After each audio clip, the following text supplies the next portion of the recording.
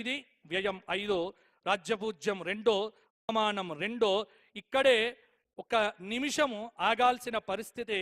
ఎందుకోసము అంటే నేను రాసుకున్నటువంటి మాట ఒక్కటి నేను ఇక్కడ చెప్పబోతూ ఉన్నాను. మనం అందరం కూడా ఎదురు చూస్తున్నటువంటిది ఏమిటి అంటే మరి గౌరవనీయులైనటువంటి ముఖ్యమంత్రి వర్యుల వారిది ఏమిటి, వారి యొక్క నక్షత్రం ఏమిటి, వారి యొక్క రాశి ఏమిటి అనేటువంటిది. ఎందుకంటే రాజుది చూస్తేనే రాజ్యం బాగుంటుంది. కాబట్టి ఈ సంవత్సరం కనుక నేను ఇక్కడ వారిది చూడగా వారిది అద్భుతంగా తులారాశి అయింది. చిత్తా నక్షత్రంలో వారు జన్మించినారు. ఈ సంవత్సరం ఏమిటి అంటే విశేషం ఏమిటి, వారికి అద్భుతమైన పంచమాధిపతి సప్తమాధిపతి వెళ్ళి భాగ్యస్థానంలో ఉన్నటువంటి బుధుడు యొక్క మహాదశ అనేటువంటిది వారి జాతకంలో ప్రారంభమైంది, మొన్ననే ప్రారంభమైంది. కాబట్టి వారికి అద్భుతమైనటువంటి అవకాశములతో పాటు పేరు ప్రఖ్యాతులు, కానీ విపరీతమైన నరఘోష వారిని కొంత కదిలించి వేస్తూ ఉంటుంది. కాబట్టి నరఘోష నుంచి వారు దూరం కావటానికి నిరంతరం లక్ష్మీ నరసింహ సేవ, లక్ష్మీ నరసింహ ఆరాధన, కాలభైరవ అష్టక స్తోత్ర పారాయణాదులు తులారాశి వారు చెయ్యాలి.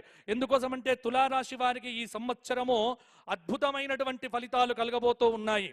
అలాగే తులారాశి ఆదాయం 8, వ్యయం 5, రాజ్యపూజ్యం 2, అవమానం 2. కాబట్టి తులారాశి వారికి ఈ సంవత్సరము తిరుగులేదు.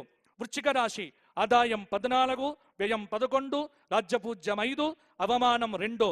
వృశ్చిక రాశి గౌరవనీయ ప్రధానమంత్రి గారి యొక్క రాశి. వృశ్చిక రాశి, వృశ్చిక లగ్నం వారికి కూడా కొంత ఇబ్బందికరమైన పరిస్థితులతో పాటు కొంత బాగానే ఉంటుంది. వీరికి వృశ్చిక రాశి వారు ఈ సంవత్సరం మధ్యస్థ ఫలితాలనే పొందబోతూ ఉన్నారు. ధనుస్సు రాశి ఆదాయం 11, వ్యయం 2, రాజ్యపూజ్యం 1, అవమానం 5. ధనుస్సు రాశి వారికి అర్ధాష్టమ శనిదోషం ప్రారంభమైంది. జాగ్రత్తగా ఉండాలి, ఆరోగ్యాన్ని కాపాడుకోండి. మకర రాశి ఆదాయం 5, వ్యయం 5, రాజ్యపూజ్యం 4, అవమానం 5. మకర రాశి వారికి ఈ సంవత్సరం అద్భుతమైన గ్రహ సంచారం. కష్టాలు దూరమైపోయాయి, సుఖాలు రాబోతున్నాయి. దైవారాధనతో ముందుకు వెళ్ళండి. నీరసం నుంచి అద్భుతమైనటువంటి ఆనందంలో అడుగు పెడతారు. కుంభరాశి ఆదాయం 5, వ్యయం 5, రాజ్యపూజ్యం 7, అవమానం 1. కుంభరాశి వారికి గత సంవత్సరం కంటే పర్వాలేదు. కొన్ని ఇబ్బందులు, కొంచెం కష్టం, కొంచెం నష్టం, కొంచెం ఇష్టం, ఈ 3 ఫలితాలు వీరి జాతకాల్లో చూడవచ్చు. ఇక వచ్చింది బాబో ఏమిటి అంటే మీనరాశి. ఇక మీనరాశి గురించి నేను చూస్తే ఎంతమంది భయపడుతున్నారు, చాలా మందిని భయపెడుతున్నారు. మీనరాశి వాళ్ళందరూ పోతారని ఎవరో చెప్తూ ఉంటే నేను చూసా.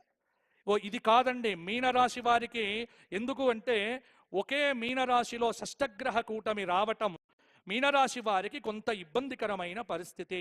కానీ భయపడకండి. ఎందుకంటే 6 గ్రహాలు ఏవైతే ఉన్నాయో బలంగా లేవు. ఇక్కడ బలంగా లేనటువంటి గ్రహముల యొక్క ప్రభావము పెద్ద చూపించదు.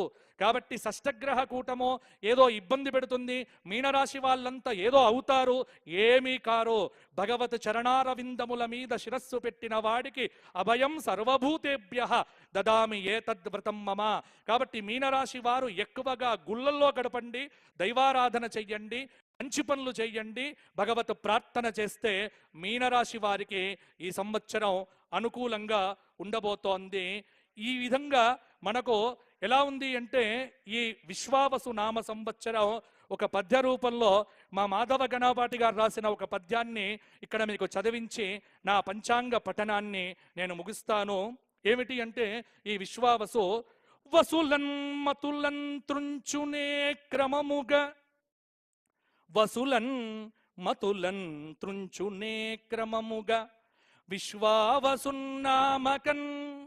అసులన్ మోగన రూపలన్ వశమున విధితానే ఆడించునే, కసులన్ మానస వీధులన్ విసరితానంద కందంబుతోన విశ్వావసుత ఆడునే నరులతో వింతైన చేష్టల సృజిన్నే.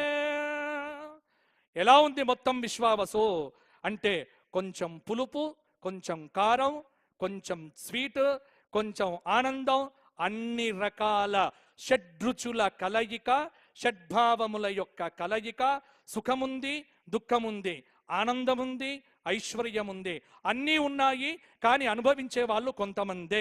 ఆ కొంతమంది ఎవరు అనేటువంటిది మీ సాధనను బట్టి, మీ ఆరాధనను బట్టి, ధర్మాన్ని తప్పకుండగా, శాస్త్రాన్ని తప్పకుండగా, భగవంతుడి యొక్క దివ్యమైనటువంటి అనుగ్రహాన్ని పొందినటువంటి ప్రతి ఒక్కడు కూడా బాగుంటాడు. నా తెలంగాణ రాష్ట్రానికి అద్భుతమైనటువంటి రోజులు వచ్చి ఆ స్వామి యొక్క, ఎందుకంటే వెంకటేశ్వర భగవానుడి యొక్క అనుగ్రహంతో విశ్వేశ్వర విలసత్కృప శాశ్వత సత్యం